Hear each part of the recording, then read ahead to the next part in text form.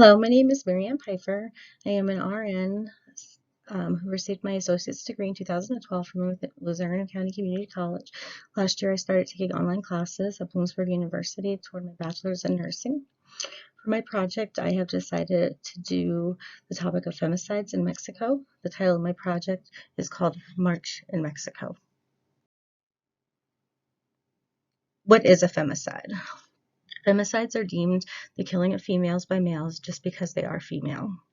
In 2019, 1,006 femicides were officially reported, although 3,825 females were killed in violent acts, a 10% jump over 2018. Murders that are femicides are classified based on the victim's body, showing any signs of sexual abuse and what type of relationship the accuser and victim shared. Usually only 1 out of 10 men accused actually receive a guilty verdict. Femicides in Latin America increased by 137% in the past 5 years. It is no longer possible to continue living in a country where a woman can be murdered in a brutal way without any consequence, and in a culture that allows for it to happen. This was said by Lorena Wolf, an artist and feminist activist. Outrage came in Mexico. Recent victims of femicides included a 25-year-old girl, Ingrid Escamilla, as well as a 7-year-old female that was found. Ingrid Escamilla, she's 25. She was a well-educated woman. She was born in a poor town in Pueblo. She was one of 5 girls. She even had a twin sister. And during her teenage years, she was considered a beauty queen in her hometown, was a volunteer and an animal lover. Her 36-year-old husband, arrested in her murder, brutally murdered her in Mexico capital city. She was stabbed, skinned, and disemboweled. When asked, he said that it was over a heated argument where she had threatened to kill him. Pics of her mutilated body and pics of him full of blood leaked out into the media. Protesters are demanding this to be changed, hopefully making it a crime to publish such graphic details. They feel it victimizes the crime, re-victimizes the victim. Headlines in the papers called it Cupid's fault, and prosecutors are seeking the top penalty in this case. That would be 60 years in prison plus 10 years if actually confirmed as a femicide. Fatima Eldegray was also another victim. She was a 7-year-old girl taken from her school. She was sexually abused and murdered. Her body remains dumped and found in a plastic bag. She disappeared after school, and her body was found 4 days later. Her family argues that authorities were slow to respond to their missing person report. 2 suspects, a male and a female, were found by video surveillance that the police tracked from the school. They were able to find the apartment where they lived, but not the perpetrators at the time. Since then, they have caught them. But they did find photos taking of Fatima, her clothes, and book bags that she was last seen wearing. Mexico again was outraged a week after the murder of Ingrid Escamilla. Family held funeral services February 18th in Mexico City, and the city paid tribute to the girl by lighting candles, leaving messages, and flowers for her. So on International Women's Day, 80,000 women took to the streets. It was deemed one of the capital's largest marches. They wore purple in support for International Women's Day and for their cause. One woman actually said she took her granddaughters without their father's approval. They protested with signs, "We fight today so we don't die tomorrow. We are the voices of those no longer with us." Many women joined the march due to the overwhelming amount of violence to women, not only to those of their own families and friends, people that they know had suffered from abuse over the years. During the protest or march, 13 people were injured, but they said it was deemed mostly peaceful.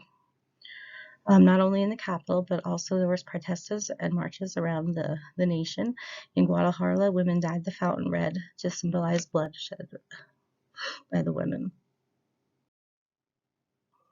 On Monday, March 9th, they performed a strike.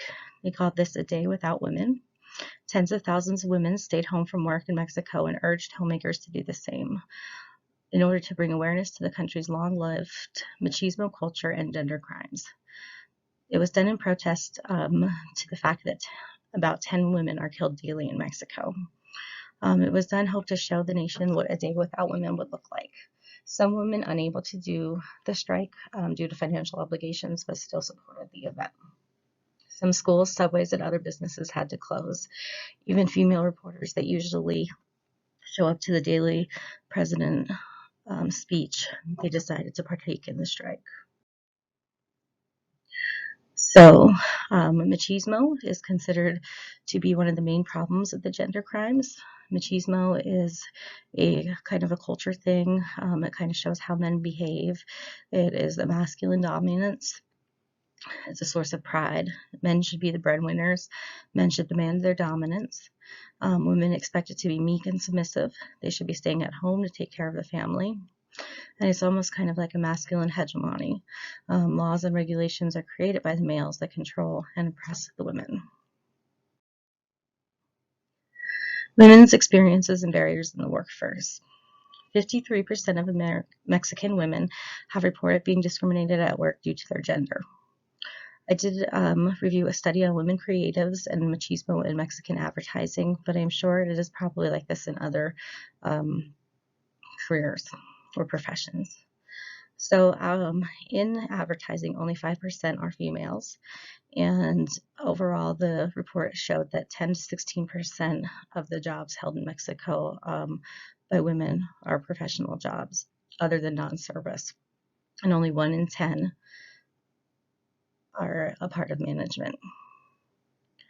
There are old glories who are guys who, try to keep the machismo culture alive and want things to, stay the same way, where women are deemed beneath men. And then there are also forward thinkers.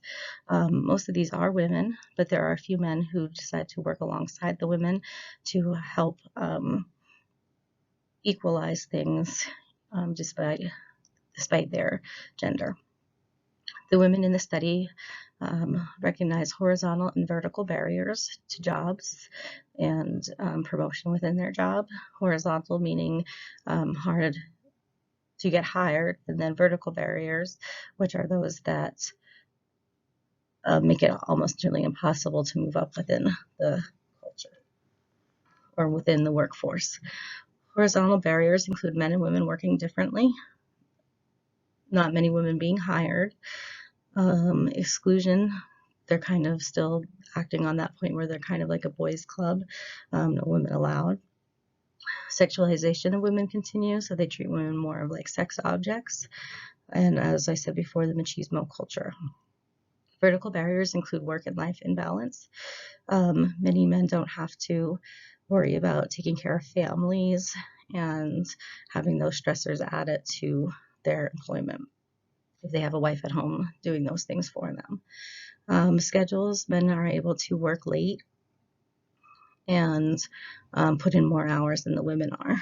Pink accounts were accounts that were given to these women in advertising that are mostly makeup, hair, clothing, kids things like that, and kind of leave the bigger accounts for the males. They also complained of not seeing many women being promoted within the business and still equal pay. In the government, leadership roles are dominated mostly by males in the private and public sector. Awareness of gender biases and sexual harassment is increasing. The government implemented some regulations to help with this cause. They developed a public transport divided by gender. They campaigned with the UN to lower sexual abuse. Universities have seminars on gender equality. Corporations set up reporting systems that are anonymous for these women to call in and report their accusations. National councils to prevent discrimination at work, which is supposed to be a way to investigate these things. The President Andres Manuel Lopez, he reports support for women to seek justice against femicide, but at the same time is blaming femicide problem on past governments, and also even felt that it was his political opponents looking to see his government fail. One thing that did happen from protests the year before, in August of 2018, Mexico's Mayor Claudia Sheinbaum created a registry of sex offenders and passed ordinances to help with these crimes. Women were promised the day of the strike that they would not be penalized for missing work, not only by the government, but also by big corporations. So in summary, femicides and crimes against women within the mainly machismo society of Mexico continue to this day and are somehow tolerated. Women and activists pulled together on Sunday, March 8, 2020, and marched in the streets of Mexico City. Monday, March 9th, they orchestrated a strike of going to work as well as disregarding home duties in order to raise awareness of their cause. In order to show the nation they are no longer sitting idly, to force them to imagine a world without women. They are interested in changes in the future, not only want these crimes and murders punished justly, but also increase other rights such as reproductive rights and equal pay.